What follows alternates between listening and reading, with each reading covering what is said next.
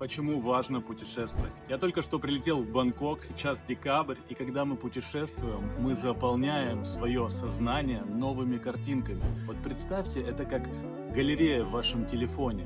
Она забита какими-то картинками, изображениями, образами, пониманием мира из вашего детства, еще откуда-то, старыми картинками. И когда мы путешествуем, мы эту галерею пополняем новыми изображениями. Возможно, вы слышали, что наша реальность создается сначала внутри нас. Сначала мы внутри становимся какими-то, да, создаются образы, и потом это проявляется в нашей реальности.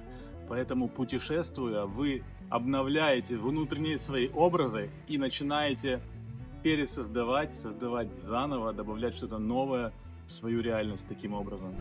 Поэтому это работает как некая терапия, где мы прорабатываем и обновляем всю свою жизнь. Поэтому путешествуйте, и это принесет вам много новых хороших открытий и эмоций.